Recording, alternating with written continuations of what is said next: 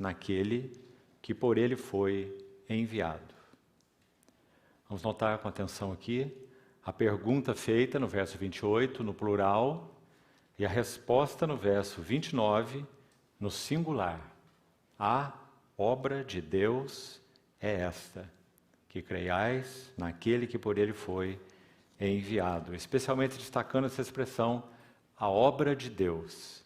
Vamos para um segundo texto, na Epístola de Paulo aos Efésios. Efésios, capítulo 4. Vamos ler a partir do verso 10. Efésios 4, 10. Aquele que desceu é também o mesmo que subiu acima de todos os céus para encher todas as coisas. E ele mesmo concedeu uns para apóstolos, outros para profetas, outros para evangelistas e outros para pastores e mestres, com vistas ao aperfeiçoamento dos santos, para o desempenho do seu serviço, para a edificação do corpo de Cristo, até que todos cheguemos à unidade da fé e do pleno conhecimento do Filho de Deus, à perfeita varonilidade, à medida da estatura da plenitude de Cristo. Aqui gostaria de destacar o verso 12, chamando a atenção para essa expressão, o desempenho do seu serviço, que o termo mais exato na língua original é para a obra do ministério, ou do serviço, a obra do ministério. Então, registre essa expressão aí, a obra do ministério. Nessa versão, desempenho do seu serviço. E um último texto ainda, 1 Coríntios, capítulo 3. Primeira Epístola de Paulo aos Coríntios, capítulo 3. Vamos ver desde o verso 10 ao verso 13. 1 Coríntios 3, 10. Segundo a graça de Deus que me foi dada, lancei o fundamento como prudente construtor, e outro edifica sobre ele, porém cada um veja como edifica. Porque ninguém pode lançar outro fundamento além do que foi posto, o qual é Jesus Cristo. Contudo, se o que alguém edifica sobre o fundamento é ouro, prata, pedras preciosas, madeira, feno, palha, manifesta se tornará a obra de cada um, pois o dia a demonstrará, porque está sendo revelada pelo fogo. E qual seja a obra de cada um, o próprio fogo a provará. Queridos irmãos, o encargo que o Senhor tem depositado no meu coração para esses dias, 3 dias, 4 sessões estão programadas para a nossa comunhão na palavra, está contido aí em 3 expressões que nós lemos nesses 3 textos. Vamos reforçar cada uma delas. A primeira, em João 6, nós vimos a expressão, a obra de Deus. Se o Senhor permitir, esse será o nosso caminho nessa primeira noite juntos. A obra de Deus. Quanto carecemos de compreensão sobre o significado da obra de Deus. Lembrando que quando aqueles que ouviram o Senhor fizeram a pergunta, no plural, já que o Senhor havia dito, trabalhai não pela comida que perece, mas por aquela que o Filho do Homem vos dará, a que subsiste para a vida eterna, porque Deus o Pai o confirmou com seu selo. Então, como o Senhor disse a eles, trabalhai, no verso 27, então eles fizeram uma pergunta no verso seguinte, que faremos então para trabalhar? Que faremos então para realizar as obras de Deus? E nosso Senhor, claro, propositalmente, contundentemente, ele responde no singular. Ele diz, com reverência, parafraseando o Senhor, ele diz, o Pai, Deus, o Pai, só tem uma obra. Ele não tem as obras para que vocês realizem, mas uma única obra. A obra de Deus é essa, que creiais naquele que por ele foi enviado. Uma resposta tão sintética, tão definida, tão concisa, mas tão prenhe de conteúdo. E nós vamos buscar examiná-la hoje com mais atenção. Mas primeiro, então, vamos recordar essas 3 frases importantes dos 3 textos. A primeira, então, é a obra de Deus, no singular. A segunda está em Efésios, capítulo 4, o texto que nós já lemos, um precioso verso, talvez só consigamos examinar isso com mais cuidado amanhã. Mas a expressão ali que eu gostaria de destacar é a obra do ministério. De novo, observe que está no singular. Quando, nesse mesmo texto, Paulo menciona ministérios no plural, e aliás menciona cada um deles também no plural, ele diz, desde apóstolos até profetas e mestres, todos os termos estão no plural. Não há um apóstolo, não há um profeta para cada geração, não há um evangelista, não há um pastor e um mestre. Todos os termos estão no plural. Mas o que mais nos interessa aí nesse texto é exatamente a frase, a obra, novamente no singular, não as obras, mas a obra do ministério.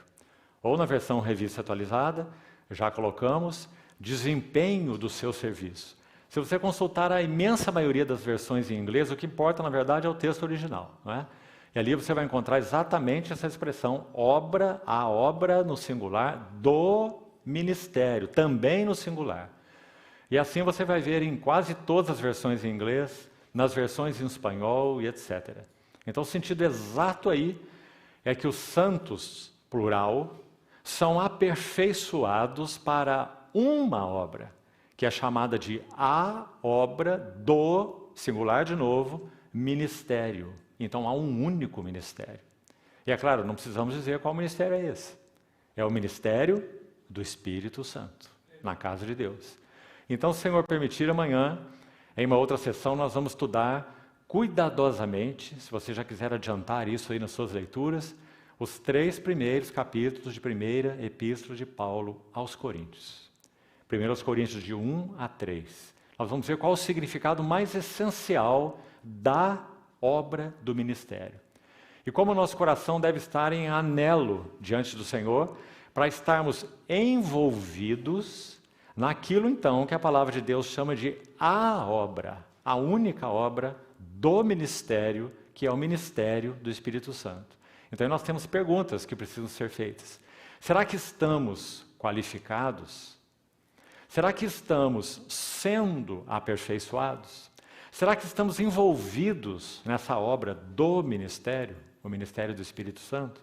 Qual é o caminho para a realização da obra do ministério? Será que há um caminho? Claro que há.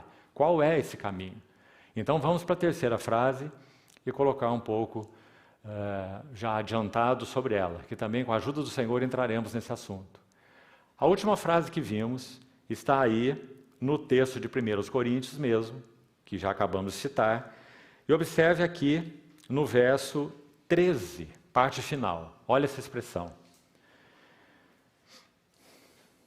Porque está sendo provada ou revelada pelo fogo, e qual seja, mais uma vez no singular, gostaria muito que você tivesse atenção a isso, qual seja a obra, e aqui é de cada um. O próprio fogo o provará. Claro que aqui o sentido é abrangente, não é? Provará aquele que executa a obra, porque aí nós temos aqui um artigo definido masculino, né? O fogo o provará, assim como, é claro, a própria obra é provada. Por isso são citados esses elementos que são usados para a edificação sobre o único fundamento que é o Senhor. Ouro, prata ou pedras preciosas, uma tríade do lado de cá, e outra tríade de materiais do lado de cá, madeira, feno ou palha. Então, manifesta se tornará a obra de cada um, porque o fogo provará. Então, coloque essas 3 frases juntas agora. Nós temos a obra de Deus. Esse será, então, como falei, o nosso encargo para essa noite. Nós temos a obra do ministério. E nós temos a obra de cada um. E, meus queridos irmãos, é claro que essas colocações não estão aqui na palavra de Deus por acaso. Nós precisamos meditar nelas nesta sequência. Nós nunca compreenderíamos a obra de cada um se não compreendermos a obra de Deus.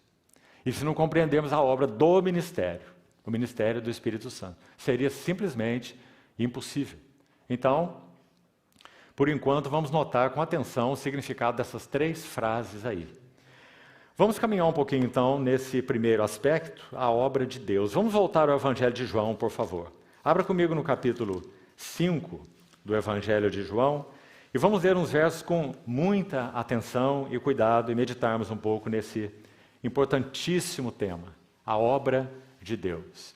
Antes ainda de ler o texto, João 5, pense comigo, amado irmão e irmã, esse tema, a obra de Deus, ele não tem sido um tema de muita confusão nos nossos dias? Qual é a obra de Deus? Ou poderíamos colocar a outra pergunta, com o que Deus está ocupado? Com o que Deus está envolvido? Qual é a sua obra, a obra de Deus? Na sequência, não sei se hoje, talvez outros dias, nós examinaremos outras frases de muito impacto nos nossos dias e de muita confusão. E outra delas é, testemunho do Senhor. Você ouve essa frase por todo lado. Mas o que significa o testemunho do Senhor? Ele é tão bem definido nesses 3 capítulos de 1 Coríntios. Paulo usa o termo aqui, o testemunho de Cristo, no 1º capítulo. Ele usa o termo testemunho de Deus, no 2º capítulo. Então são 3 capítulos que focam essa questão do testemunho. O que é o testemunho de Deus? O que é o testemunho de Cristo? O que é o testemunho do Senhor? O que isso significa? Para que então nós realmente estejamos envolvidos com aquilo que Deus está envolvido. Ele está envolvido com o seu testemunho. Então, vamos buscar caminhar por esses assuntos aí nesses dias que tivemos juntos. Vamos então a João capítulo 5 e vamos ler alguns versos a partir do verso 16. Olhe com atenção, por favor. João 5:16. Os judeus perseguiam a Jesus porque fazia essas coisas no sábado. Mas ele lhes disse: meu pai trabalha até agora e eu trabalho também. Por isso, pois, os judeus ainda mais procuravam matá-lo, porque não somente violava o sábado, claro que segundo o pensamento deles, sobre o sábado, pensamento equivocado, mas também dizia que Deus era o seu próprio Pai, fazendo-se igual a Deus. Então lhes falou Jesus: em verdade vos digo que o Filho nada pode fazer de si mesmo, senão somente aquilo que vir fazer o Pai. Porque tudo o que este, ou o Pai, fizer, o Filho também semelhantemente o faz. Porque o Pai ama o Filho e lhe mostra tudo o que faz. E maiores obras do que estas lhe mostrará. Ou seja, o Pai mostrará ao Filho maiores obras ainda do que as que tinham sido realizadas até ali, para que vós vos maravilheis. Pois assim como o Pai ressuscita e vivifica os mortos, assim também o Filho vivifica aqueles a quem quer. E o Pai a ninguém julga, mas ao Filho confiou todo o julgamento. E aqui chegamos ao que eu penso ser a chave desse pequeno texto que estamos lendo. Ouça com atenção. A fim de que todos honrem o Filho. Do modo, ou do mesmo modo, como honram o Pai. Quem não honra o Filho, não honra o Pai que o enviou. Em verdade vos digo, quem ouve a minha palavra e crê naquele que me enviou tem a vida eterna, não entra em juízo, mas passou da morte para a vida. Especialmente, então, o verso 23. Todos honrem o Filho do modo porque honram o Pai. Meus irmãos, esse assunto da obra de Deus, ele é simplesmente imenso. Ele começa em Gênesis e conclui no Apocalipse. É um assunto da Bíblia toda. Como nós poderíamos, então, em uma sessão, porque essa é a nossa intenção, resumirmos a essência da obra de Deus? Então eu gostaria e espero no Senhor que nos habilite a todos nós para isso, nós possamos dar 3 passos juntos. Primeiro, o que significa a obra de Deus com relação ao Filho? Essa é a primeira coisa importante. A obra de Deus quanto ao Filho, que é chamado por Paulo em Colossenses 1, de o Filho do seu amor. Então, qual é a obra de Deus quanto ao Filho? Segunda questão, que precisamos encarecidamente compreender. Qual é a obra de Deus quanto a nós? Os filhos. Você sabe que no capítulo 1 de Hebreus, se você conhece bem esse livro tremendo, o capítulo 1 de Hebreus tem o foco exclusivamente no Filho. Apenas o último verso do capítulo 1 de Hebreus, que é o verso 14, ele fala sobre os anjos serem espíritos ministradores a favor dos que hão de herdar a salvação. Introduzindo ali, é claro, então, os filhos, não é? Aqueles que hão de herdar a salvação do Senhor. Todos os outros versículos desse capítulo, são 14 versículos, todos os 13 versículos, são focados exclusivamente no Filho. Por isso aquela epístola é tão linda, porque ela mostra qual é o antídoto de Deus para renovar cristãos veteranos e cansados. Será que aqui entre nós, nessa noite, certamente temos cristãos veteranos, certamente. Mas será que temos também cristãos veteranos e cansados? Cristãos veteranos e desanimados? Cristãos veteranos e que perderam o foco na pessoa do próprio Senhor? Envolvidos talvez com a chamada obra de Deus? E por isso, então, queremos nos deter nesse assunto nessa noite. Obra e mais obra, ativismo e mais ativismo. Envolvimento com coisas e pessoas e assuntos e departamentos, perdendo a Deus na chamada obra de Deus. Que coisa irônica, né? E terrível. Então, todo o primeiro capítulo de Hebreus foca na pessoa do Filho. O capítulo 2, nos filhos. Porque um tema dominante naquela epístola aos Hebreus é esse. O filho e os filhos. Tu és meu filho, eu hoje te gerei. Tu és sacerdote para sempre, segundo a ordem de Melquisedeque. Visto que os filhos têm participação comum de carne e sangue, destes também o filho, ele participou.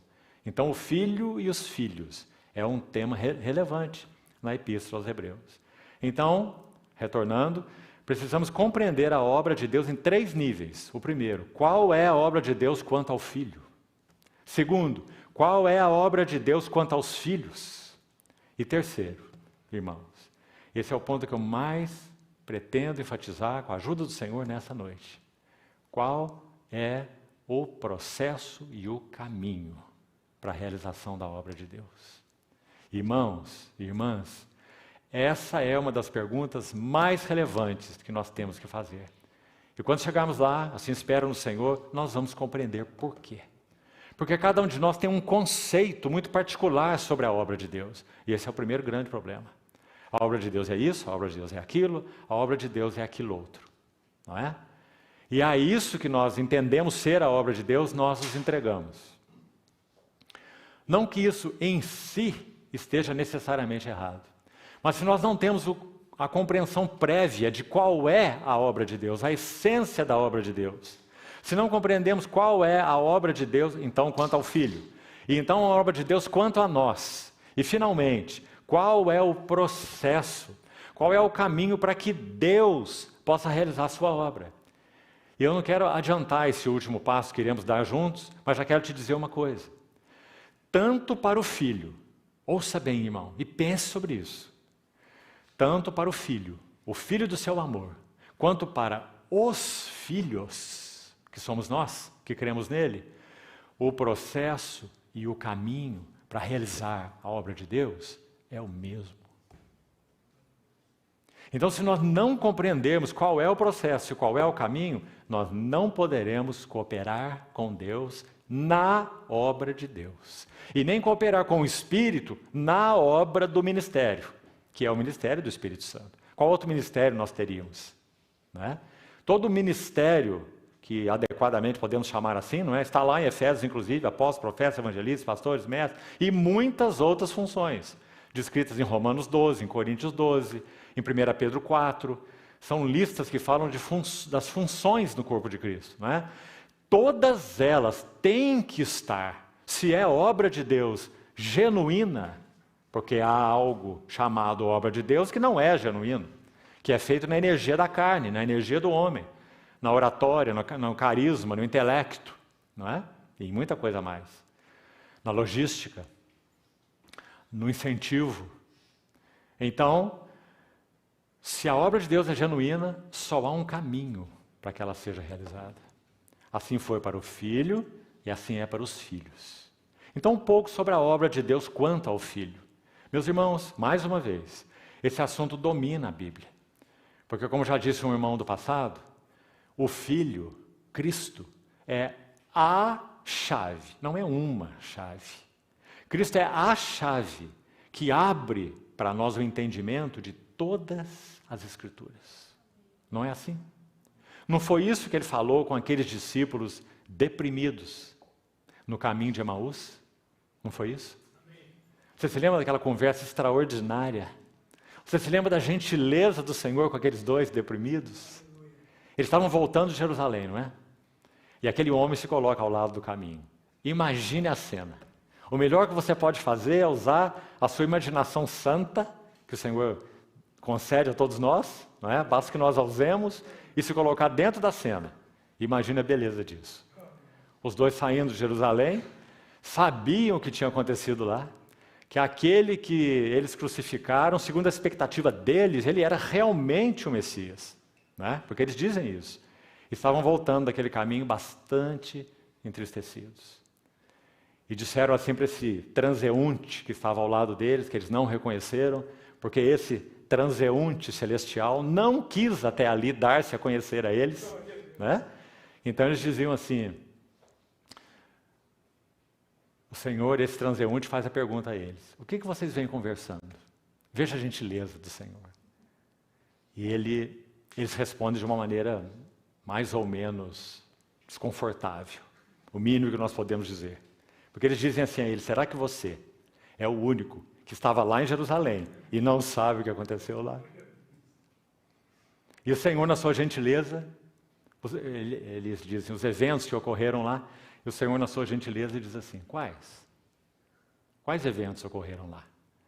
Aí eles vão dizer: Jesus o Nazareno, aquele varão de Deus, nós esperávamos que ele seria realmente o Messias, o Redentor de Israel. E eles concluem assim: mas já é este o terceiro dia. Então o Senhor, esse homem, que ainda não era reconhecido por eles, diz assim: ó nécios e tardos de coração, para crer tudo que as Escrituras disseram. Aí é dito que ele começa por Moisés, ele passa pelos profetas, e ele então mostra a eles tudo o que a seu respeito constava em todas as Escrituras. Porque Cristo é a chave que abre o nosso entendimento para compreender as Escrituras. Se nós não vemos Cristo nas Escrituras, meus irmãos, por um lado nós não vimos nada. Por outro lado, nós podemos ver muitas coisas, mas essas coisas vão nos confundir.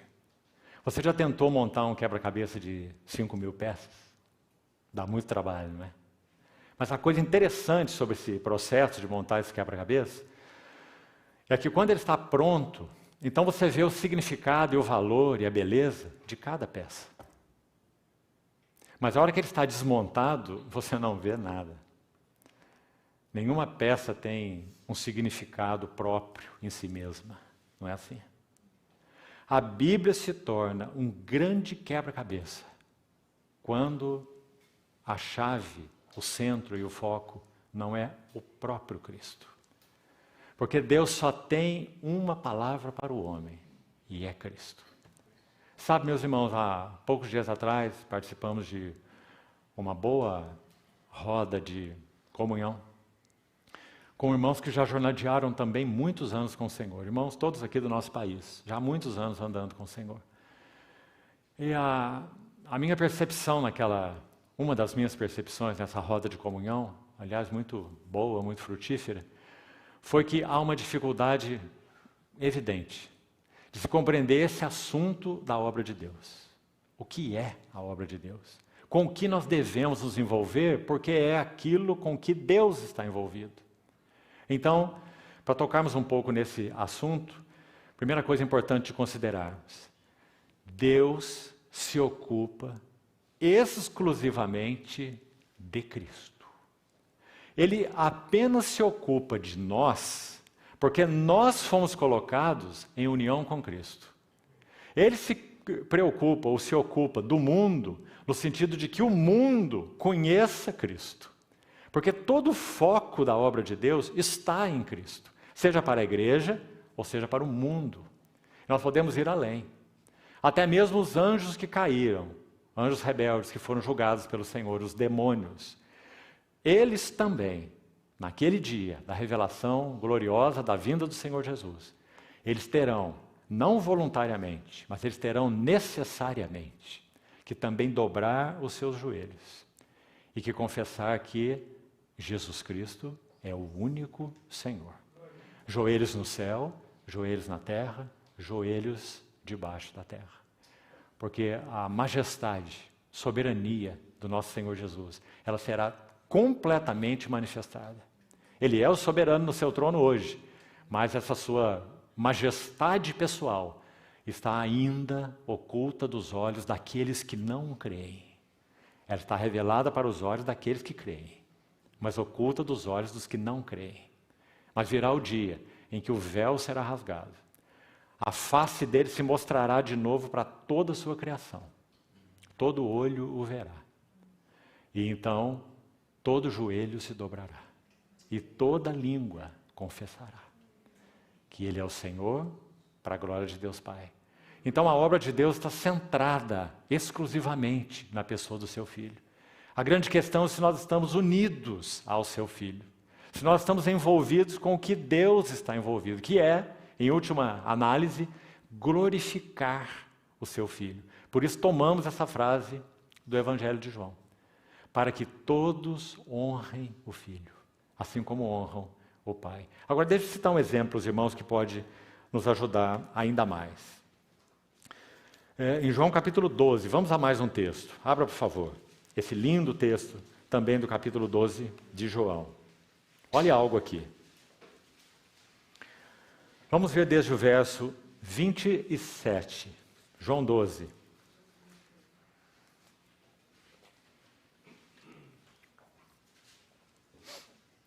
Lembre-se do momento que nosso Senhor está vivendo aqui, primeiro. Sempre importante contextualizarmos o texto que estamos lendo, né? Lázaro havia acabado de ser ressuscitado, uma tremenda ação do Senhor. Até mesmo os judeus estavam crendo nele. Gregos vieram de longe e fizeram aquela pergunta para Filipe: queremos ver a Jesus. Então, digamos que quanto a esses aspectos, havia um clímax ali do que iria ocorrer. Judeus crendo no Senhor, gregos desejando ver o Senhor, né? Queremos ver a Jesus. Então, esses dois, Filipe e André, vão dizer ao Senhor sobre esse desejo dos gregos. No verso 23 é dito assim: respondeu-lhe Jesus: é chegada a hora, preste atenção, de ser glorificado o Filho do Homem. A obra de Deus é essa, glorificar o Filho. Então nós estamos nessa hora tão crucial aí do ministério do Senhor. Os discípulos entendem isso de uma maneira bastante equivocada. Eles entendem que essa hora de ser glorificado o Filho do Homem significa o seguinte: ele fez a sua última subida para Jerusalém. Ele, no entendimento dos seus discípulos, é o Messias, claramente. Então o que ele vai fazer? Segundo a maneira como eles entendem o Velho Testamento, ele vai tomar o reino das mãos dos romanos, subjugá-los e tornar de novo Jerusalém a princesa entre as nações, né? Jerusalém e Israel, a princesa entre as nações. Esse é o momento que eles aguardavam. Então, quando Lázaro é ressuscitado, judeus crendo nele, gregos vêm de longe e perguntam a Filipe: queremos ver a Jesus. O Senhor diz: é chegada a hora de ser glorificado o Filho do Homem. Você está entendendo o ambiente? Eles estão num êxtase, o mais profundo. E então o Senhor continua assim no verso 24: em verdade, em verdade. Essa expressão é bem particular de João, não é? Todas as vezes que o Senhor usa, e ela é repetida, ele está dizendo algo sumamente importante. Ele está dizendo: esta é a realidade, ouçam com atenção. Esta é a realidade. Em verdade, eu vos digo, se o grão de trigo caindo na terra não morrer, fica ele só, mas se morrer, produz muito fruto. Quem ama sua vida perde-a, mas aquele que odeia sua vida neste mundo preservá-la para a vida eterna. Agora ouça: se alguém me serve, siga-me. Se alguém me serve, siga-me. E onde eu estou, outra expressão singular de João, não vamos ter tempo para tantos detalhes, faça o seu estudo particular se você desejar. Busque essa frase, onde eu estou, no Evangelho de João, para você encontrar a resposta dela. Onde é que o Senhor está? Ele diz onde eu estou, ele não diz onde eu estarei. Ele não está falando da glória futura. Ele não diz onde eu estive, usando o verbo no passado. Ele diz onde eu estou. Estará comigo também o meu servo. Que expressão enigmática, não é? Seus discípulos podiam dizer: mas o que o Senhor quer dizer com onde eu estou? O Senhor está aqui, diante de nós estamos te vendo. Que lugar é esse que o Senhor está dizendo que está, que estará com o Senhor aqueles que te seguem? Então João vai nos dar a resposta. Não vou te adiantar qual é, não. Faça o seu estudo, para você ver onde ele está e qual é o nosso lugar. Então, é dito assim na sequência. Verso 26. E, parte final, se alguém me servir, o Pai o honrará. Agora está angustiada a minha alma. E que direi eu? Pai, salva-me desta hora. Outra expressão muito importante no Evangelho de João. Ora. Aí no caso não é expressão, palavra, né? Ora. Sempre a palavra ora no Evangelho de João significa a cruz. Sempre. Todas as menções. Desde João 2, bodas de Caná. Quando a Maria, a mãe do Senhor, diz a ele que o vinho acabou. Então ele diz: mulher, ainda não é chegada a minha hora. Até João 17, quando nosso Senhor ora, a chamada oração sumo sacerdotal, e diz: Pai, é chegada a hora. Glorifica o teu filho, para que o filho te glorifique a ti. Você está vendo a maneira como João repete essa palavra glorificar aí? Dos textos que nós vemos, você notou essa palavra? Todos honrem o filho. Glorifica teu filho, Pai, para que o filho te glorifique a ti. Qual é a ocupação de Deus? É glorificar o filho. Agora, aqui, já e por toda a eternidade. Diante de homens, anjos e demônios. Que direi eu, verso 27, Pai, salva-me dessa hora, mas precisamente com esse propósito. Oh, que palavra linda. Propósito, o propósito de Deus, o que Paulo chama em Efésios 3 de o eterno propósito que ele estabeleceu em Cristo Jesus, o nosso Senhor. Para esse propósito eu vim para esta hora. Lembre-se, sempre se refere à cruz. Então ele diz: Pai, glorifica, mais uma vez, glorifica o teu nome. Agora olha essa resposta aqui. Então veio uma voz do céu que dizia: eu já o glorifiquei e ainda o glorificarei. Meus irmãos, 3 vezes, e não 2 só, costumamos esquecer essa terceira aqui. 3 vezes nos registros dos evangelhos, os céus se abrem para Jesus.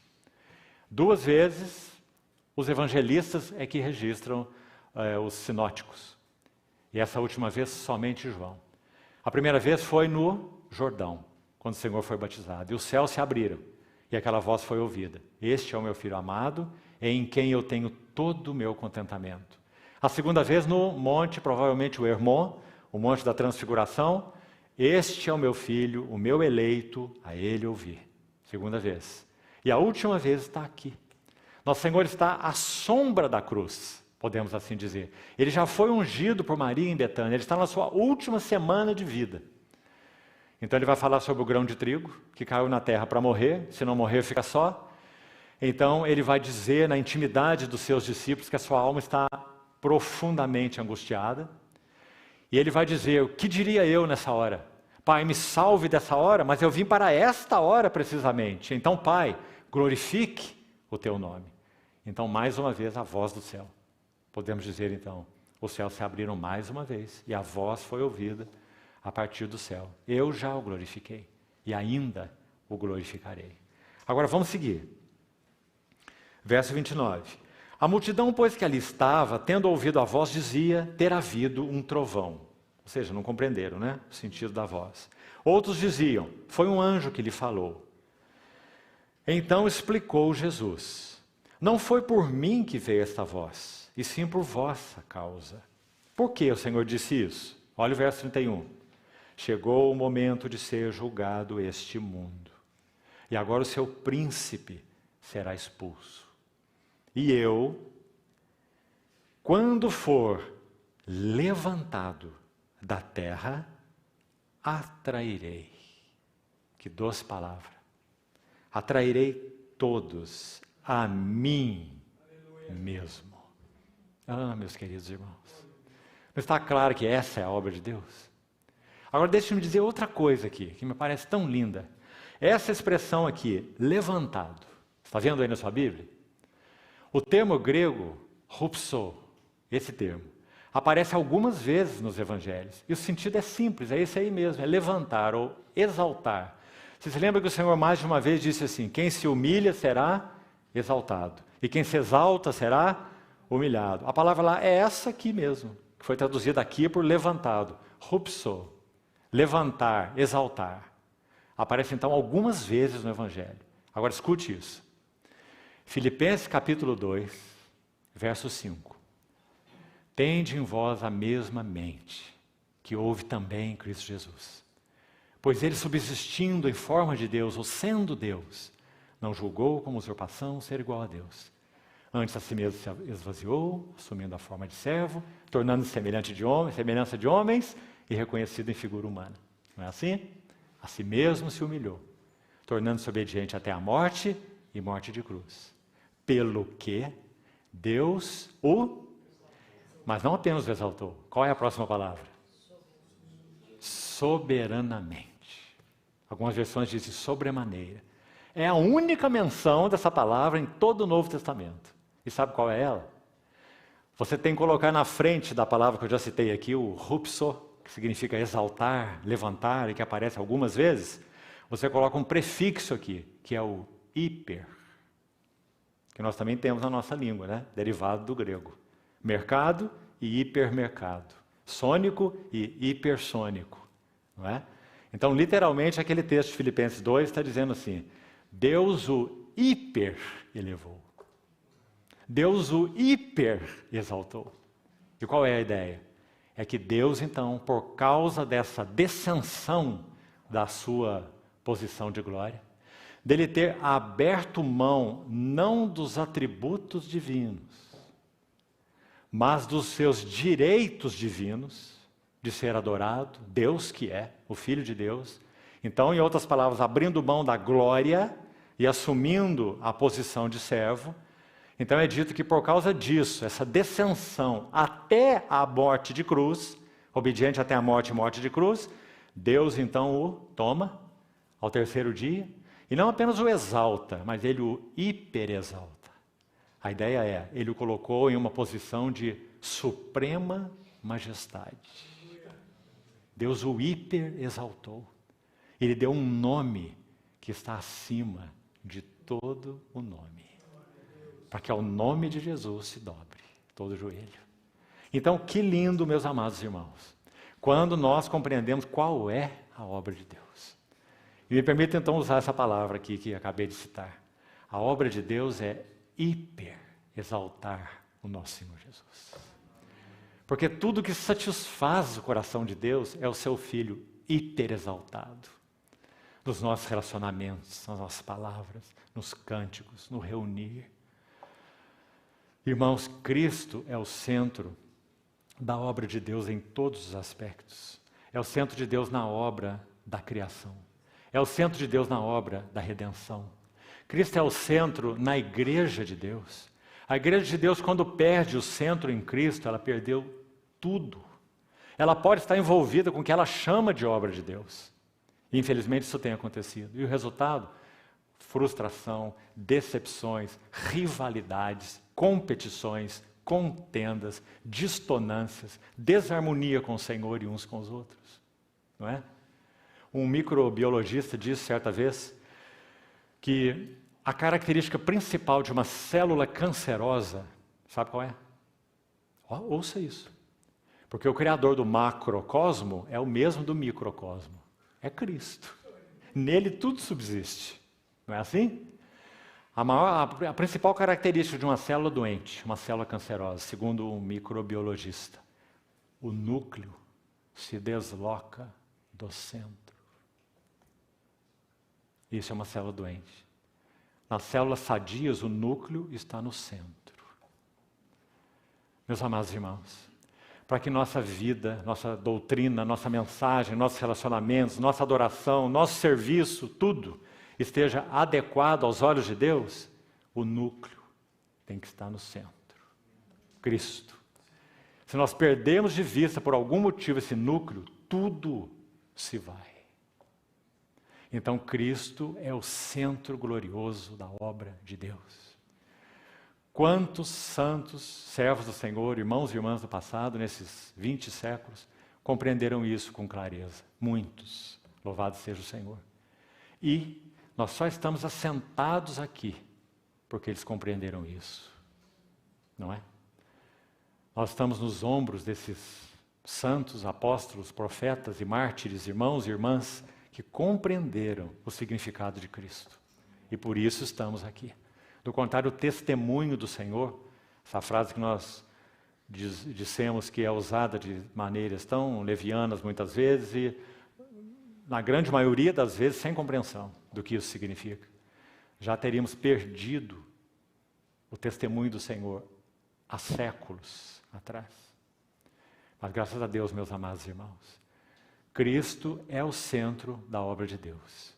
Cristo é o centro da obra de Deus criadora, da obra de Deus redentora, da obra de Deus reveladora. Cristo é o centro da mensagem cristã. Epístola de Paulo aos Filipenses, Cristo é o centro da experiência cristã.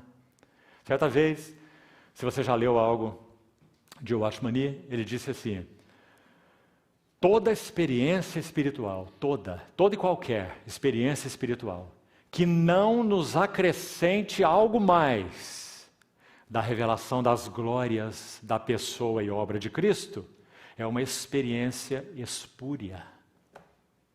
Ou seja, não tem valor algum. Da maneira como ela veio, ela vai. Ela só mexeu com as nossas emoções. Quem sabe nos fez chorar, nos fez rolar no chão, pode ser o que for, né? Mas qual é o resultado? Se não nos revelou algo mais das glórias da pessoa e obra do nosso Senhor Jesus. E por que ele disse isso? Porque, não apenas nessa epístola que citei, não é? Filipenses, mas na verdade em toda a Bíblia, o centro da experiência cristã é Cristo.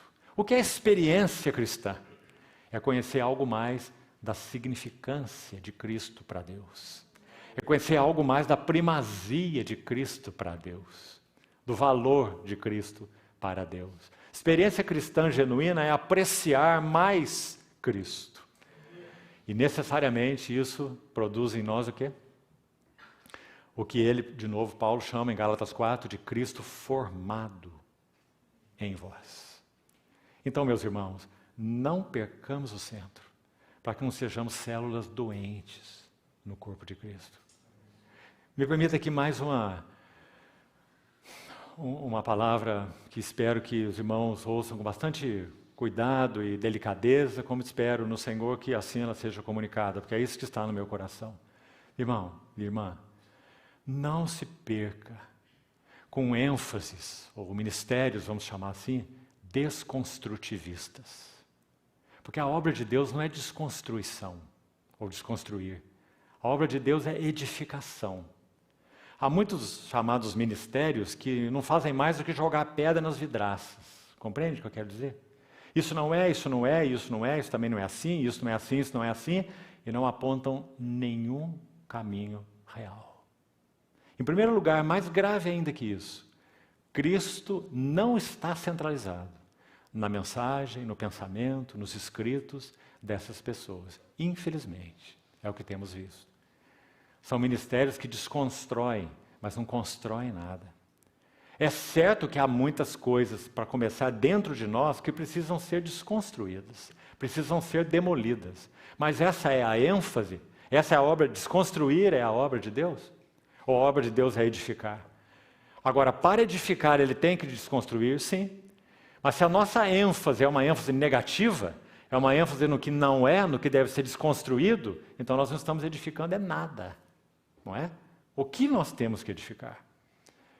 Então, meus irmãos, no nosso país, já de muitos anos, alguns aqui não tinham nem nascido, esse tipo de ministério, ele se tornou, de certa forma, popular no nosso país, criticando tudo que há no cristianismo, mas não edificando nada, e não apontando nenhum caminho, e muito menos colocando Cristo no centro. Então, não se vê nesses serviços a devoção, o significado de conhecer o significado de estar aos pés do Senhor, o significado real de devoção, o significado real de serviço, porque eles têm ênfases negativas. Então, examine-se, e que o Senhor nos guarde dessas ênfases que apenas desconstroem. Vamos para mais um texto, então, para nos ajudar ainda. A obra de Deus agora quanto a nós. Quanto poderíamos dizer sobre a obra de Deus quanto ao Filho, não é? Mas vamos seguir. Abra a Epístola de Paulo aos Gálatas e vamos ler alguns versículos aqui. A obra de Deus quanto a nós, então. Olhe com atenção esses versos. Gálatas capítulo 1, primeiramente o verso 15. Gálatas 1, 15.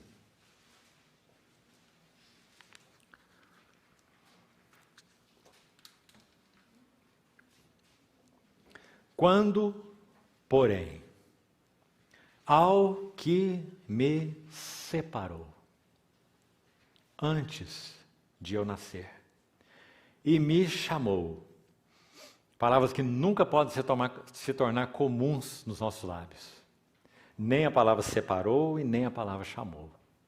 Quando estudarmos, talvez amanhã, os 3 primeiros capítulos de 1 aos Coríntios, nós vamos ver como Paulo usa essa palavra chamados aí. Qual é o significado dela, a importância dela. Separou, chamou, verso 15, pela sua graça, e aprouve, terceira palavra, revelar. Separou, chamou, revelar. Propósito, né, dessa separação e desse chamamento. Mas olhe, revelar seu Filho a mim ou em mim?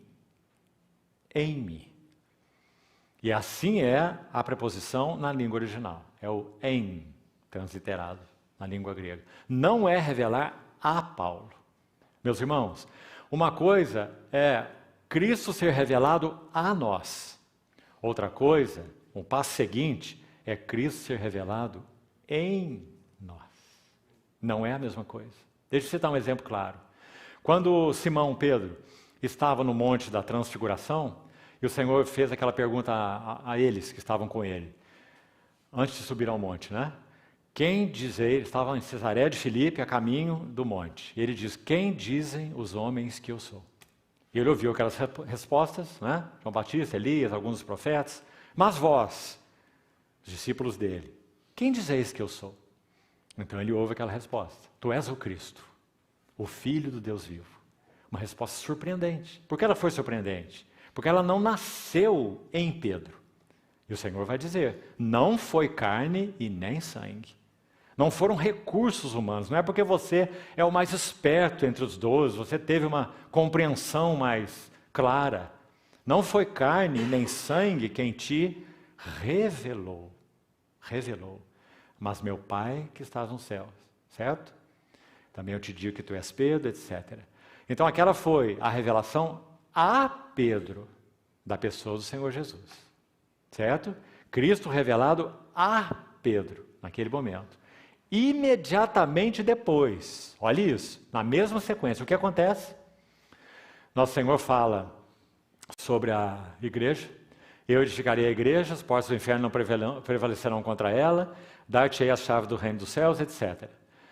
Na sequência ainda, ele fala sobre a cruz. A terceira grande revelação ali. A primeira é Cristo mesmo, tu és o Cristo. A segunda é a igreja, tem que ficar nessa ordem. A terceira é a cruz. E a última é o reino. Normalmente nós fazemos o quê? Fazemos assim.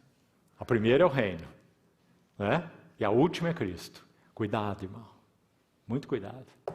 O reino não é a nossa ênfase. A nossa ênfase é Cristo. E então sua igreja. E então a cruz dele e nossa. Se alguém quer vir após mim, tome a sua cruz e siga-me. Não é? E por último, o reino. Porque na verdade, irmão, o reino, ouça isso aqui. Ouça de um anciãozinho aqui que tem estudado a palavra de Deus por mais de 40 anos. Há muito mais coisas obscuras a respeito do reino do que reveladas. Você ouviu bem? Porque Deus quis que fosse assim. Ele quer deixar a surpresa para a hora que a porta abrir. Mas há muito do prévio ao reino que nos foi revelado. O ataviar-se, o preparar-se, o santificar-se, o estar aos pés do Senhor. Né? Mas nós ficamos ocupados com eventos futuros que só causam problemas na igreja. Então nós temos os pós-tribulacionistas. Temos os pré-tribulacionistas, temos os arrebatamentos parciais, não é? Temos os milenistas, temos os amilenistas, não é? Só aqui já citamos 5 escolas, imagine isso, não é assim? Meus irmãos, aí nós vamos fazer a pergunta, quem que está certo? E a resposta é, não sabemos. Porque ninguém pode dizer que será assim ou será assado. Ninguém. Nós podemos ter convicções pessoais, mas se você tem, por favor, fique com elas para você. E não fique tentando incutir na cabeça dos outros o que você pensa sobre o reino, como o reino será, né? Então, essa é a ordem de Mateus 16. Cristo, a igreja, a cruz e o reino. Sabe por que o reino ficou por último? Já que estou falando sobre isso, pensar para nos ajudarmos um pouquinho mais. Nesse texto, que está lá em Lucas 9, que está lá também em Mateus 17, também em Marcos 9. Mateus 17, Lucas 9, Marcos 9. Transfiguração. É dito que quando o Senhor está indo pelas bandas de Cesareia de Filipe com os seus, ele disse assim, alguns que aqui se encontram não passarão pela morte, até que vejam vir, o quê? O Filho do Homem no seu reino. Aí, se não compreendemos bem a essência do reino, esse texto fica inexplicável. Aí há um contorcionismo espiritual aí para tentar explicar o que significa isso. Se o Senhor falou que alguns estão ali e não iam morrer até vir o reino, como isso? Todos morreram. Não morreram? Ou será que eles estão vivos aí ainda? Eles morreram. E o reino? Não veio de maneira visível. Então, o que será que aconteceu? Será que a palavra do Senhor se cumpriu? Alguns que aqui se encontram, não, aqui se encontram, estava ali, entre eles, né? Não passarão pela morte até vir o Filho do Homem no seu reino. Quem são alguns que aqui se encontram? Nós sabemos quem são, Pedro, Tiago e João. Porque foram os 3 que ele tomou e subiu ao monte. Então isso está claríssimo, né? E lá no monte o que acontece? Ele foi transfigurado diante deles. Aí está o reino. O reino está na pessoa do rei. Então, quando eles viram o rei naquela majestade pessoal, que era possível que eles pudessem suportar, é claro, não em toda a sua majestade pessoal, não é? Digamos que o Senhor abra assim uma fresta pequena aqui no seu ser humano, para que eles pudessem ver um pouco da glória que havia ali. Então, aquela glória é descrita, né? Suas vestes resplandeceram, Marcos vai dizer, como nenhum lavandeiro da terra podia alvejar. não é? E vai descrevendo aquele homem glorioso que eles viram naquele monte. Pedro se lembra disso já anciãozinho, escrevendo a sua epístola, ele diz assim: nós fomos testemunhas da sua majestade. Porque nós estávamos com ele no Monte Santo. Lembra as palavras de Pedro? Ele diz, nós ouvimos quando, olha a palavra de Pedro, a glória excelsa. Olha como Pedro usa o termo. Quando a glória excelsa lhe enviou a seguinte voz: este é meu filho amado, em quem eu me comprazo. Então ele diz, nós estávamos lá. Então nós fomos testemunhas do reino. Porque, irmãos, onde está o rei na sua glória, está o reino. Quero colocar de outra maneira ainda a mesma coisa. Onde o rei é visto em sua glória, onde o rei é visto como ele é, glorioso como é, esse é o ambiente do reino. Então sim, eles viram o germe, eles viram a essência do reino. Sabe o que nós veremos, não só nós, mas toda a criação naquele dia? Isso mesmo. O rei na sua glória, mas agora esse rei na sua glória é manifestado a toda a criação. Então o reino de Deus será manifesto para todos os olhos. Mas aqueles três tiveram o privilégio de ver algo do significado essencial do reino. Então não vamos perder de vista isso. O reino não é essa coisa, aquela coisa. O reino não é porque será assim ou não será assim, e terá isso no reino, não terá aquilo no reino. Oh, meus irmãos, quanto tempo perdido. O reino é o rei na sua glória. E eles viram e foram testemunhas. Louvado seja o Senhor. Então não nos percamos nesses assuntos. Sabe? Eu penso que a maneira como Paulo exortou Timóteo, tem muito valor para nós nos nossos dias, imenso valor. Ele disse para Timóteo não se envolver em contendas de palavras, em altercações sem fim. Sabe o que é uma altercação? Um fala uma coisa, outro fala uma coisa, eu acho, eu não acho, eu penso, eu não penso. Altercações sem fim. Aí ele vai dizer que só engendram contendas. Mas, ouça-me com atenção, ele vai dizer, essas palavras para nada servem, senão para a subversão dos ouvintes. Você se lembra dessa expressão, 2 Timóteo 2? Sabe qual é a palavra grega ali para subversão? Consulte, por favor, depois, isso é 2 Timóteo 2, verso 14 em diante. Então ele diz para Timóteo evitar isso, porque isso ia subverter os ouvintes. A palavra para subversão ali, na língua original, é catástrofe. E ela é pronunciada exatamente assim, na língua original. Catástrofe. Altercações de palavras só engendram contendas e só servem para a catástrofe dos ouvintes. É o que Paulo está dizendo. Então ele diz, foge dessas coisas. Porque, irmãos, que homem foi esse chamado apóstolo Paulo? Quão clara era para ele a visão de Cristo, a centralidade de Cristo. Quão profunda era a paixão dele por Cristo, não é? Por amor do qual eu perdi todas as coisas. E quando ponho na balança, as considero como um refúgio para ganhar a Cristo e ser achado nele. Para o conhecer e o poder da sua ressurreição, e também a comunhão dos seus sofrimentos, e etc. Não é? Então, meus amados irmãos, vamos rever a nossa jornada. E o que tem significado para nós esse assunto de a obra de Deus. Porque nós podemos estar envolvidos com tantas coisas. Mas o resultado vai ser sempre o mesmo. Desânimo, decepção, cansaço, frustração, mantendo a coisa em movimento, porque afinal de contas, não é? Alguém tem que fazer a obra de Deus. Compreende, irmão? Ah, que o Senhor nos guarde dessas coisas, amados irmãos. Vamos seguir então, dar mais um passo. A obra de Deus quanto a nós. Aí estamos. Gálatas 1,15.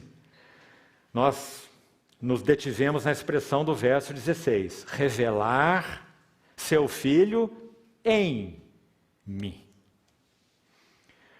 Para que eu o pregasse aos gentios. Vamos colocar os 4 verbos juntos? Separou, chamou, revelar, e qual que é o último? Pregar. De novo, nós fazemos assim. Pregar sobre aquilo que não conhecemos. Pregar sobre alguém que, na verdade, não amamos. Pregar sobre coisas que não entendemos, que não são fruto de devoção aos pés dele. Amados irmãos, aquele livrozinho de Ruth, tão lindo, 4 capítulos, onde uma mulher viúva, moabita, fora da aliança de Deus, né? Desamparada, sai da terra de Moabe e se torna, no final do livro, a esposa de Boaz. Uma figura tão maravilhosa da igreja. Nós estávamos alienados, sem Cristo, sem esperança, sem Deus no mundo. Isso é Ruth capítulo 1. E nos tornamos a noiva do Cordeiro. 4 capítulos no livro de Ruth. Sabe o que acontece naquele livro, no final, no capítulo 3, indo para o final? Boaz, ele teve uma colheita maravilhosa, ele está todo satisfeito. E ele foi repousar sobre um monte de grãos. Então Ruth vai até ele, uma figura da igreja. Quando ela é orientada por Noemi, assim, olha, banha-te, olha essas palavras, unge-te e veste os teus melhores vestidos. Que palavras, né? Quando vemos o significado do adornar da igreja para Cristo, né? Para a segunda vinda do Senhor, para um encontro com Ele. Então, banha-te, o lavar regenerador e renovador do Espírito Santo, que Paulo chama assim na Epístola a Tito. Banha-te, unge-te e veste os teus melhores vestidos e desce a eira. Aí diz, não se dê a conhecer a este homem até, etc. Então lá está Boaz repousado no monte de grãos. Lembra o que Ruth faz? É tão bonito o texto, meus irmãos. É dito que ela chega de mansinho. Assim é a descrição. E ela lhe descobre os pés. E é dito que quando ela descobre os pés de Boaz, então ele acorda. E ele volta o seu rosto para ela. E diz assim, quem és tu? Aí ela diz, eu sou Ruth, a tua serva. Estende sobre mim a tua capa, pois tu és resgatador. O que está envolvido aí? Muita coisa. Mas a ênfase que eu queria dar é a seguinte, quando nós descobrimos os pés do nosso Senhor Jesus, e aí permanecemos, a nossa recompensa é que Ele nos mostra o seu rosto.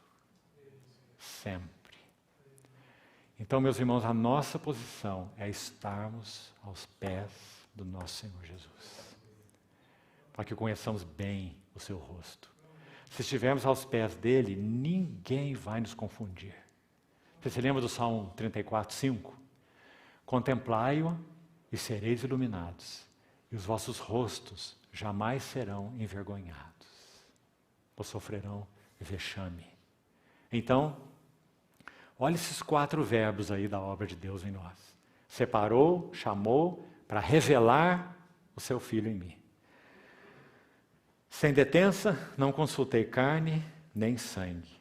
Revelar seu Filho em mim. Olha o capítulo 4, por favor. Verso 19, aí mesmo de Gálatas. Meus filhos.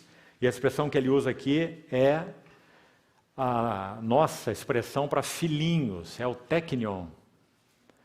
Meus filhinhos, filhinhos pequenos, por quem eu de novo sofro as dores de parto, até ser Cristo formado em, mais uma vez, em vós.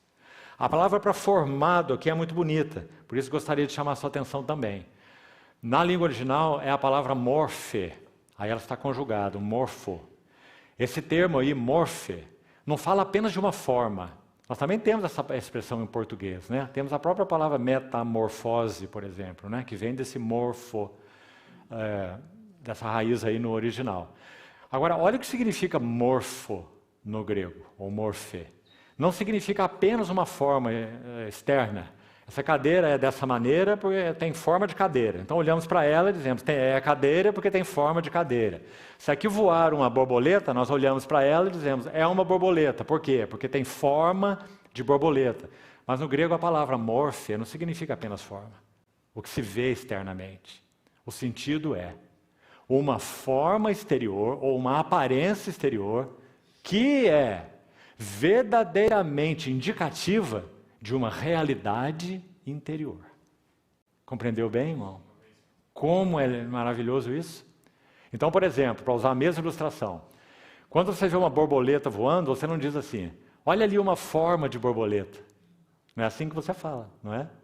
Por quê? Porque essa forma que ela tem é indicativa de que a vida animal que está ali é a vida de uma borboleta. Por isso tem essa forma.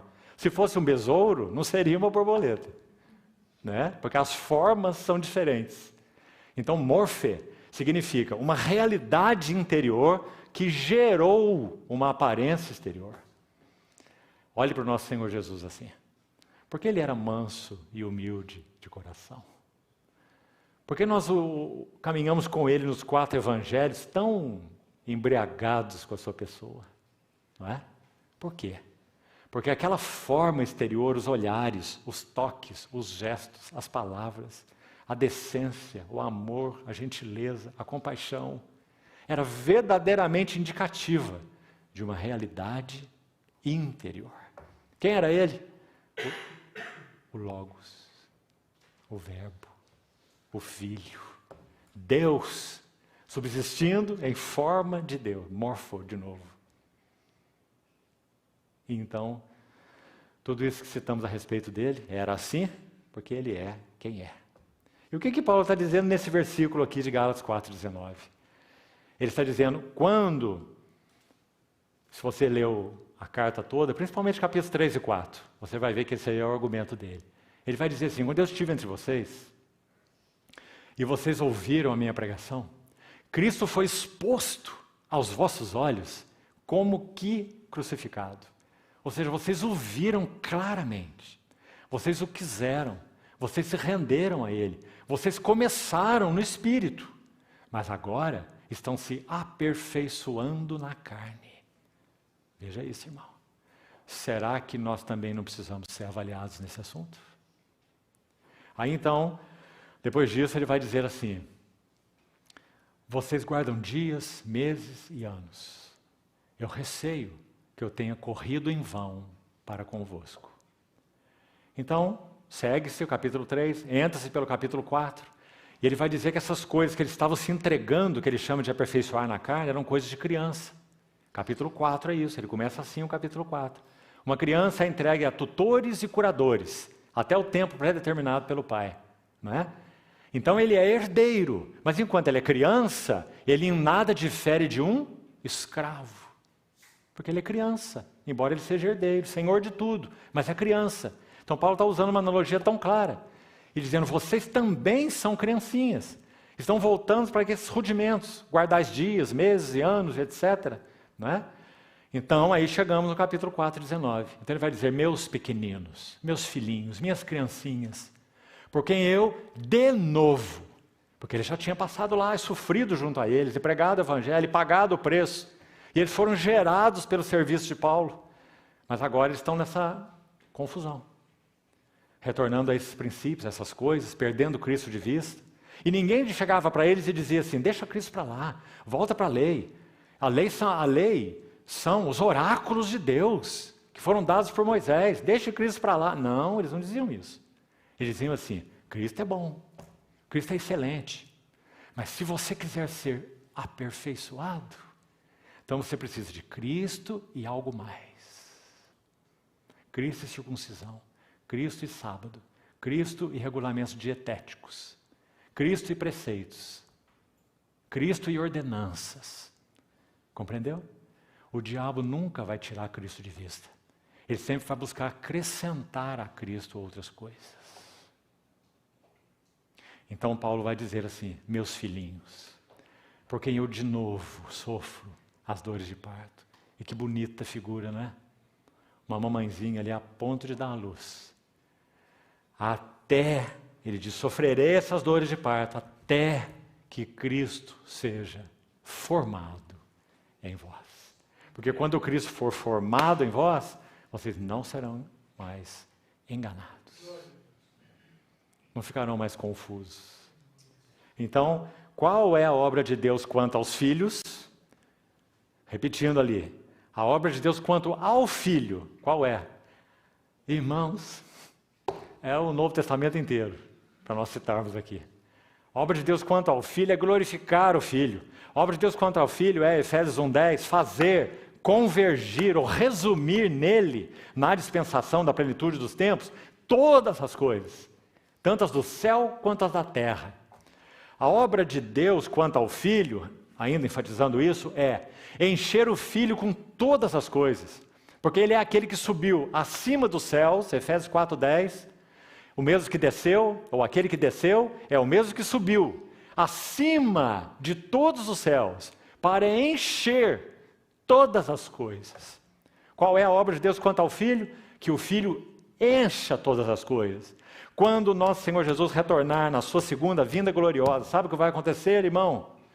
Não haverá nenhum lugar no universo que não tenha uma impressão da glória de Cristo. Nenhum lugar. Nem no inferno. Porque eles também se dobrarão diante do Senhor. Então, a obra de Deus quanto ao Filho é encher o Filho com todas as coisas. Porque ele é o herdeiro de todas as coisas. Mas é também encher todas as coisas com o Filho, porque ele é a razão de todas as coisas. Você está compreendendo isso? Vou repetir. Encher todas as coisas com o Filho, porque o Filho é a razão de todas as coisas. Tudo foi criado por meio dele e para ele.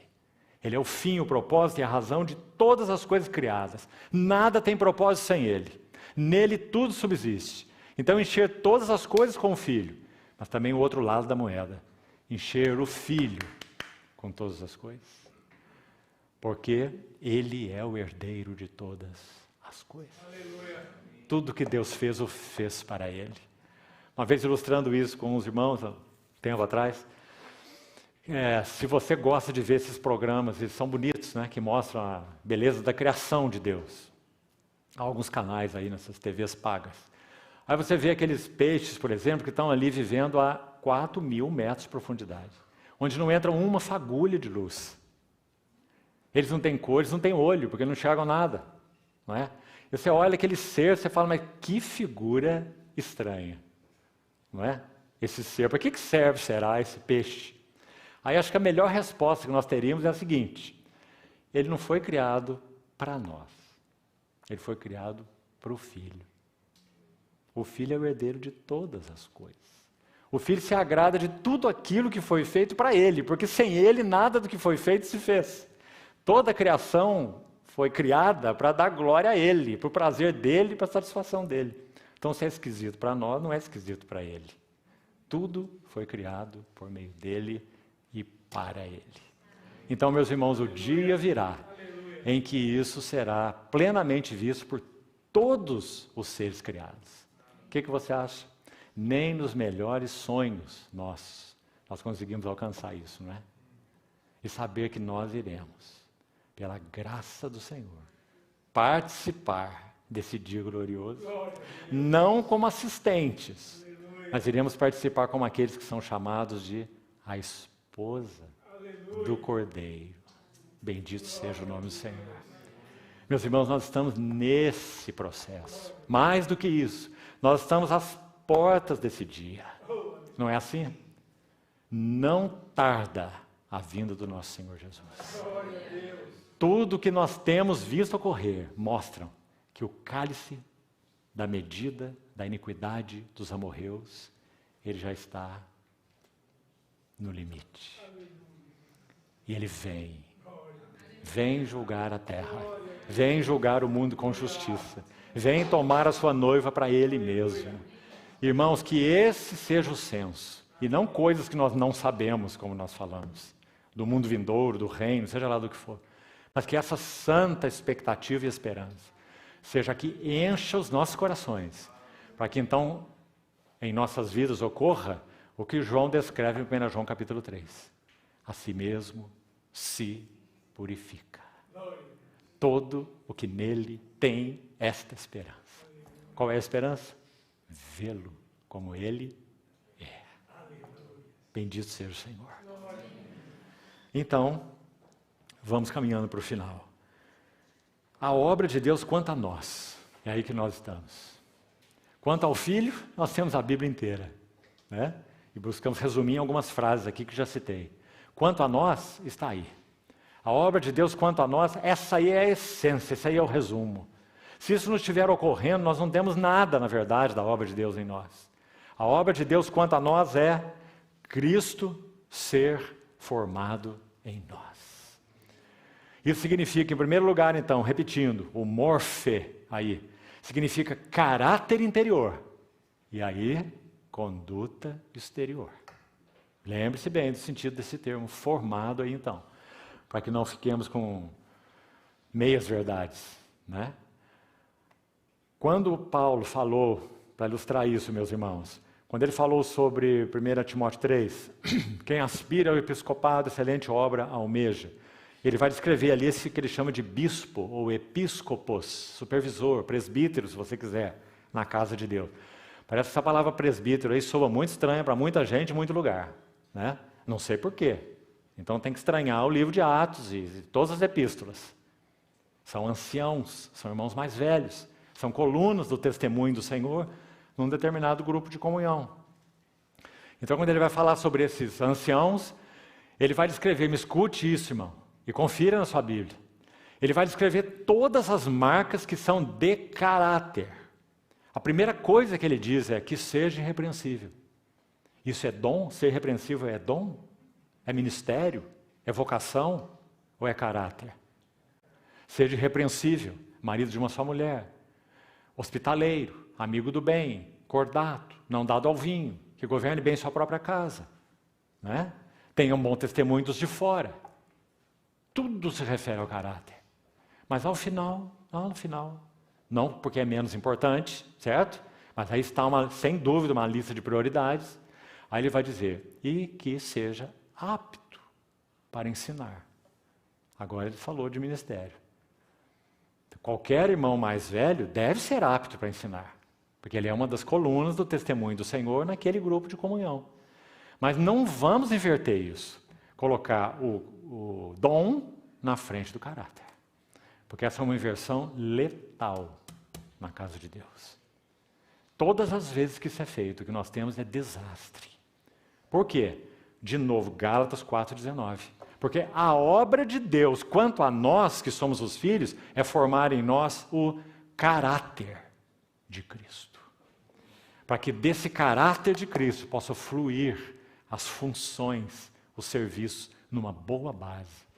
Irmãos, poucas coisas são mais escandalosas na casa de Deus do que a falta de caráter de Cristo na vida de servos e servas. O que é mais escandaloso que isso? É como você colocar uma espada de samurai na mão de um menino de 3 anos para que ele brinque com ela. Você está dando um instrumento poderoso, uma espada, mas o que ele vai fazer com isso? Talvez vá até se degolar com ela, né? Então, caráter e depois carisma, ou dom. A obra de Deus quanto a nós. Deixe-me citar um exemplo, irmãos, nós temos ainda uns minutinhos. Já estamos concluindo. Abra comigo, por favor, em Lucas 9. Um texto tão significativo, meus amados irmãos, para ilustrar para nós o que significa isso do caráter de Cristo ser formado em nós. Olha esse texto impressionante. Lucas 9, verso 43.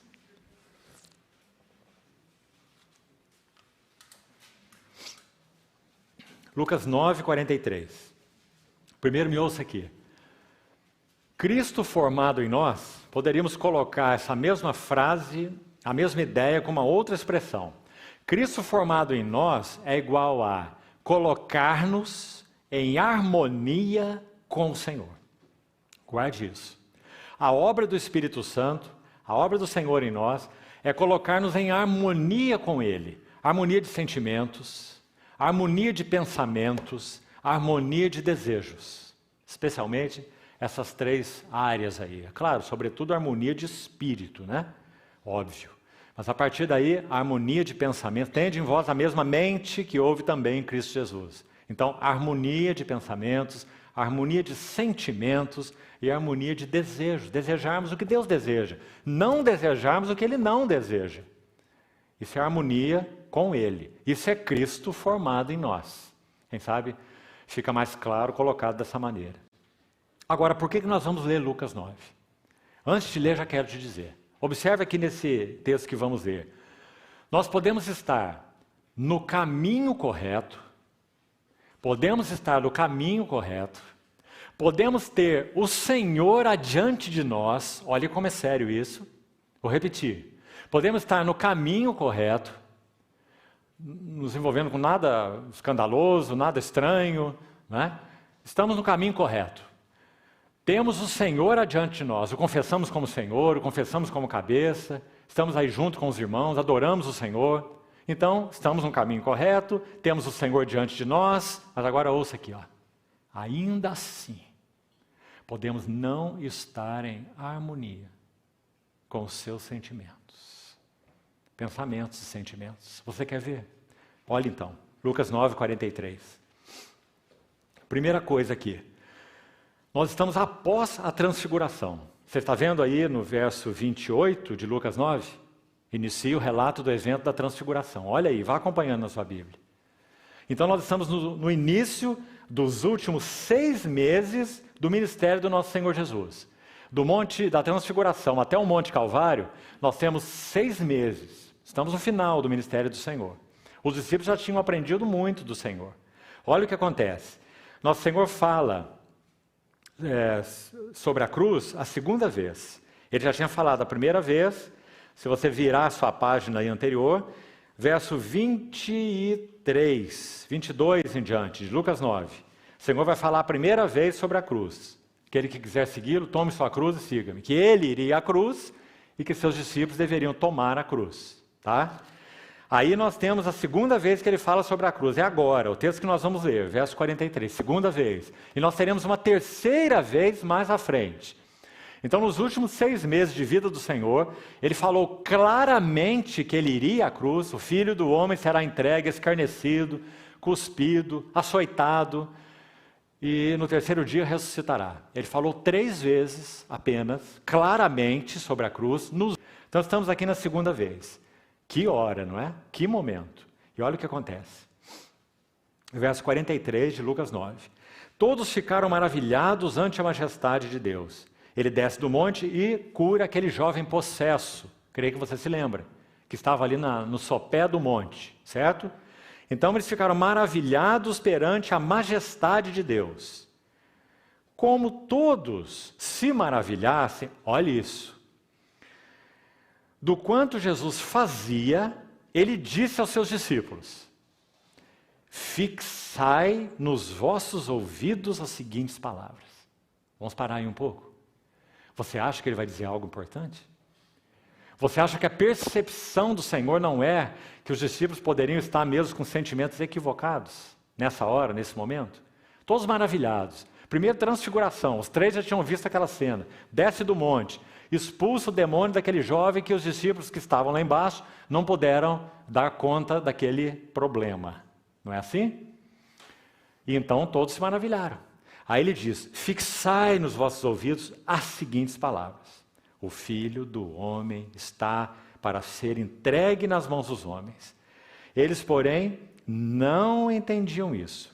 E foi-lhes encoberto, o sentido dessas palavras, né? Para que não o compreendessem. E também temiam interrogá-lo a este respeito. Vamos continuar. Olhe bem. Levantou-se entre eles uma discussão sobre qual deles seria o maior.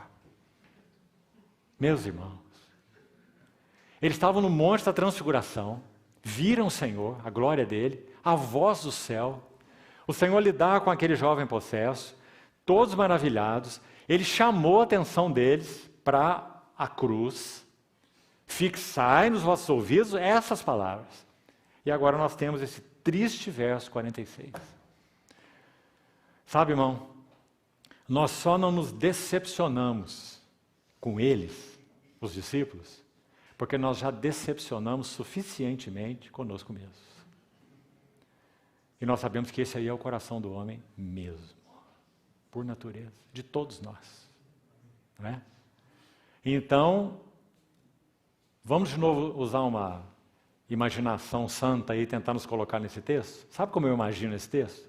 Quantos estavam no monte? 3. Quantos estavam na base do monte? 9. Não é? O Senhor desce, lida então com aquela situação do jovem possesso.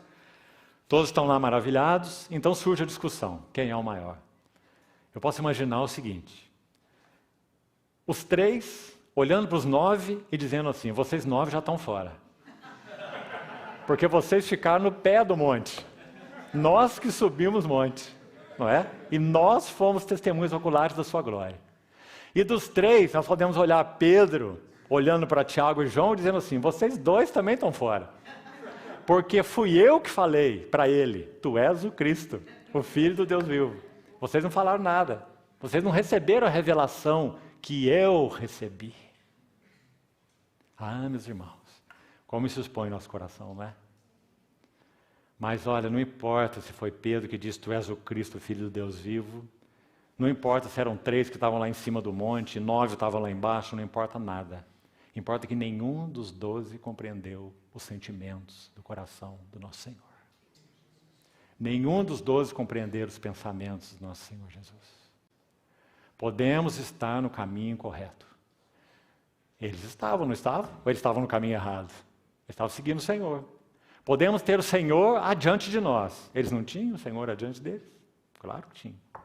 Mas eles não estavam em harmonia com os pensamentos e sentimentos do Senhor. Que o Senhor nos ajude, irmãos, para que o nosso coração esteja em harmonia com os pensamentos, sentimentos dele.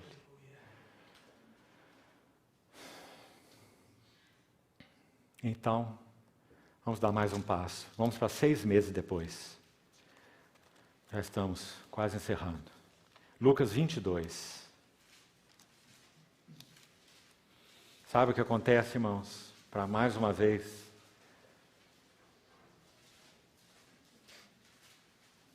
para a tristeza de todos nós, em Lucas 22, nós estamos no finalzinho da vida terrena do nosso Senhor Jesus. Mais 6 meses se passaram, os últimos 6 meses. Olha o que está acontecendo. Lucas 22, abra por favor, verso 24. Olhe lá.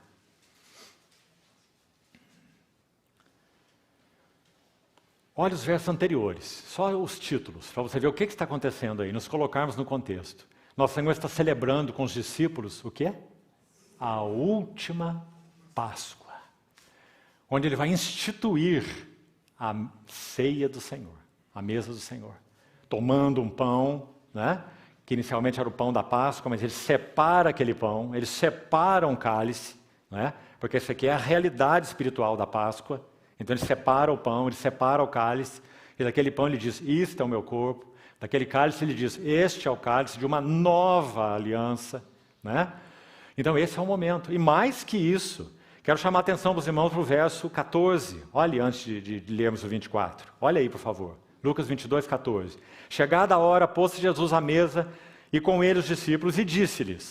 O que Ele disse? Tenho desejado ansiosamente comer convosco esta Páscoa, é a última. E Ele diz, antes do meu sofrimento. Esse é o quadro, meus irmãos. E o que acontece no verso 24? Vamos ver? Suscitaram também entre si uma discussão sobre qual deles parecia ser o maior. Meus irmãos, o mesmo sentimento, o mesmo pensamento. Numa hora em que o coração do Senhor estava literalmente, cheio de angústia. Você quer ver? No mesmo capítulo, siga aí, olha o verso 39.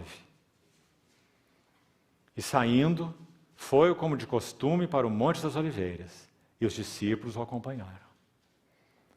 Chegando ao lugar escolhido, Jesus lhe disse, orai para que não entreis em tentação.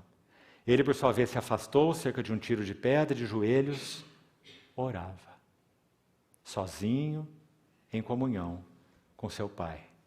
E disse, Pai, Se queres, passa de mim esse cálice. Contudo, não se faça a minha vontade, sim a tua. Então lhe apareceu um anjo do céu, que o confortava, ou o fortalecia. E estando em agonia, orava mais intensamente. E aconteceu que o seu suor se tornou como gotas de sangue caindo sobre a terra. Levantou-se na oração, foi ter com os discípulos e os achou dormindo de tristeza. Então essa é a hora. Eles estavam em completa desarmonia com os sentimentos do Senhor. Meus irmãos, vamos colocar diante do Senhor, no nosso altar pessoal, essa pergunta diante dele. Senhor, pela tua graça, tenho entendido, na minha consciência, no meu coração, que estou no teu caminho.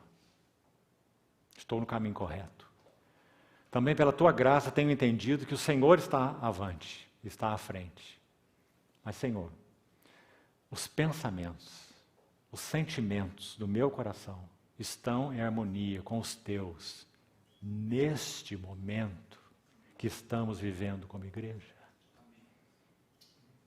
Essa é uma grande pergunta, irmãos. Porque é um grande problema. Se na hora que nós estamos vivendo, essa hora da iminência do retorno do nosso Senhor, nossos pensamentos e sentimentos não estejam em harmonia com os dele. Então nós não temos uma palavra a dizer para nenhum dos nossos irmãos. Nós temos elucubrações mentais, dissonâncias, desarmonias, preconceitos, interpretações particulares da verdade, colocando o meio como sendo o fim. Então que o Senhor nos ajude, meus amados irmãos, para que não seja assim conosco.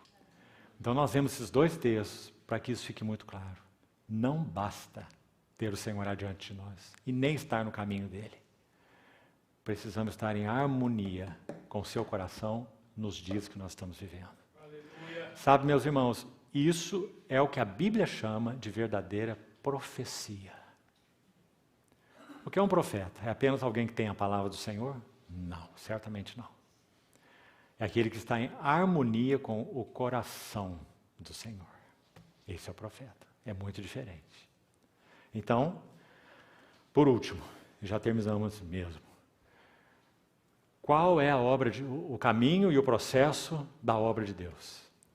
A obra de Deus quanto ao Filho, já vimos. A obra de Deus quanto a nós, já vimos. Formar Cristo em nós, colocar-nos em harmonia com o Filho, com o coração, a mente, os sentimentos dele. E qual o processo e qual o caminho para a obra de Deus? E aí, como dissemos no início, vamos terminar como começamos. O caminho e o processo para a obra de Deus, quanto ao Filho, é o mesmo caminho e o mesmo processo para a obra de Deus quanto a nós.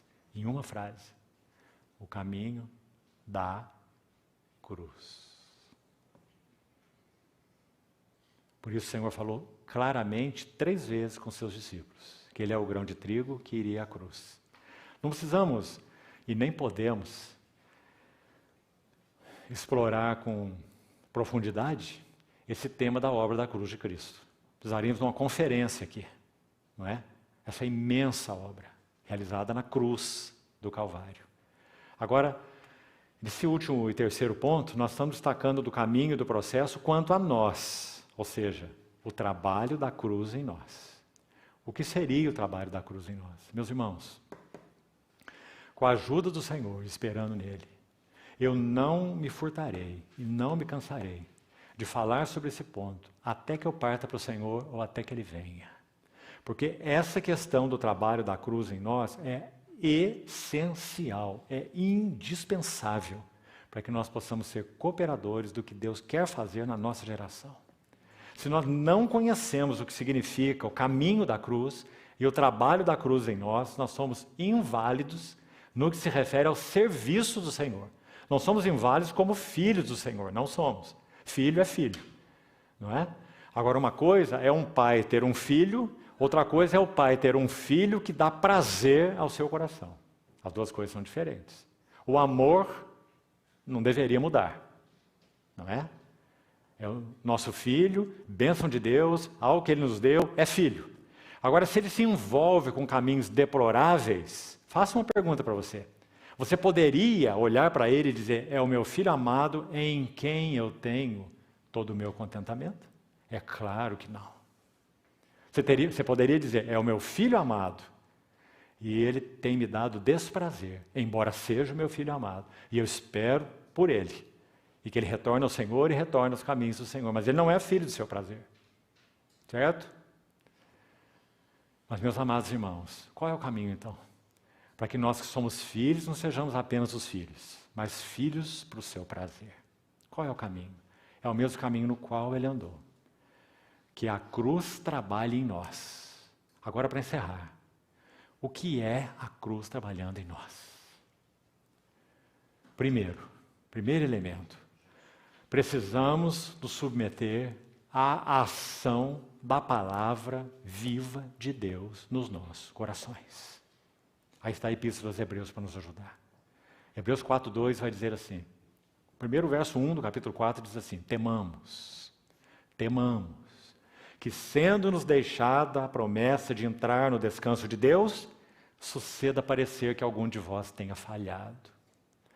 Pois a nós, outros, foi anunciada a palavra de Deus, como também foi anunciada a eles, e esse eles é a geração do deserto, que ouviu, mas não respondeu ao Senhor, certo? Aí ele vai dizer assim, e a palavra que ouviram, olha a palavra aí, a palavra que ouviram, você tem ouvido, o Senhor tem falado ao seu coração, lá no seu quarto secreto, na sua vida pessoal, na sua meditação, na sua leitura de bons livros espirituais. O Senhor tem falado, às vezes usando até a pessoa do mundo. Nossos irmãos, reuniões da igreja, os convívios, relacionamentos. O Senhor tem falado? Tem. Ele tem falado com todos nós, certamente. Ele nunca vai se furtar a falar conosco. Nunca. Ele é um Deus que fala. Deus que se revela. Mas a palavra que ouviram não lhes aproveitou. Porque não foi acompanhada, misturada, é a palavra mais exata, com a fé. Simplesmente significa o seguinte, essa palavra que ouvimos, ela tem que ser agarrada de tal forma que nos unamos a ela. Crer, esse verbo, como ele é usado na Bíblia, crer, significa lançar-se em confiança sobre outro, é uma das ideias, e também traz a ideia clara de unir-se.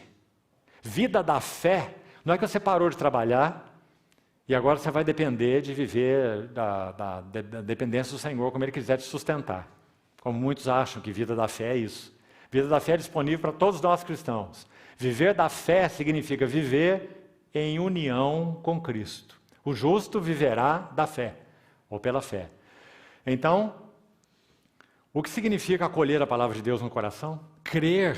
A palavra que ouviram não nos aproveitou porque não foi misturada com a fé naqueles que a ouviram. Deixa eu usar uma ilustração para você retirada da odontologia. Se tem algum dentista aqui, sabe o que eu estou dizendo. Lá atrás, muito atrás, na odontologia, usava-se um material chamado amálgama de prata para fazer restaurações, aquele metálico, né, feioso. E misturava a liga de prata, que continha prata, estanho e alguns elementos mais, principalmente prata, uma liga metálica aqui, um pozinho, e do lado de cá o mercúrio, esse metal pesado. Quando eles estavam separados, eles eram o que eram, digamos, podiam ficar assim a vida inteira, né? Quando eles eram misturados, a liga de prata com o mercúrio, então estabelecia-se uma amálgama, ou uma liga, maleável até alguns minutos, no máximo 7, 8 minutos, no máximo. Então tudo era preparado ali pelo dentista, fazia o que tinha que fazer, preparava aquela cavidade ali, então ele manipulava o amálgama e ia lá fazer o trabalho de restauração. Se ele não fizesse o trabalho no tempo adequado, o material iria endurecer, se tornar uma rocha, e tinha que ser jogado no lixo e se fazer outro material. Assim é a palavra de Deus. Quando a palavra de Deus é dada a nós, sempre, e olha como Deus nos fala, meus amados irmãos.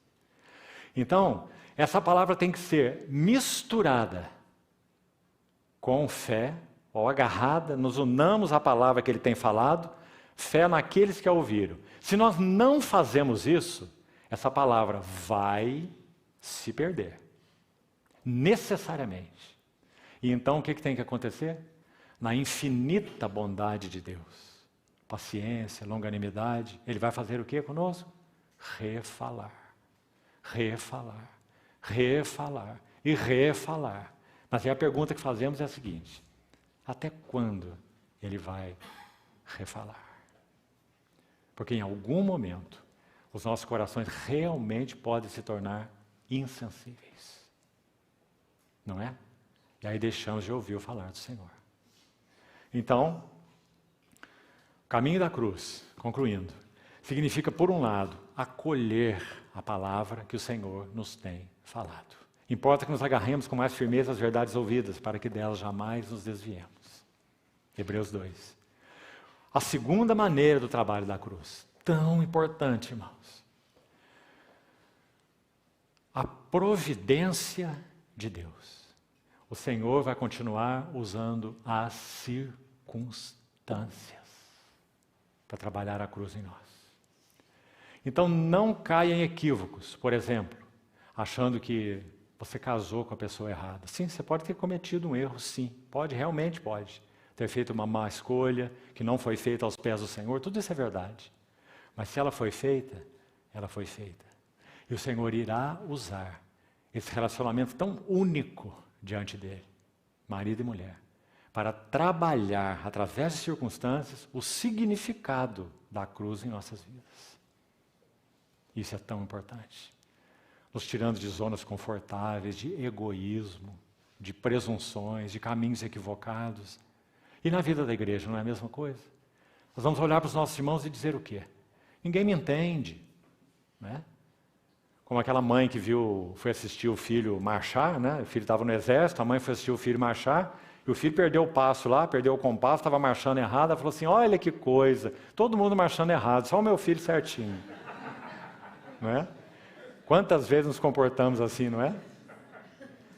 Ou será que nós entendemos que o Senhor usa os relacionamentos, nossos irmãos, nossas irmãs, sendo eles como são, do jeito que são, para trabalhar nossas vidas em tantas áreas, conceitos, preconceitos, presunção, não é? Não é que eles não precisem ser mudados, todos precisamos ser mudados, de vasilha em vasilha, mas nós não somos o Espírito Santo para sair mudando a vida dos outros, não é assim? Então o Senhor usa, graças a Deus, as circunstâncias para trabalhar a cruz em nós. E aí, concluindo então isso, esse trabalhar não é compulsório.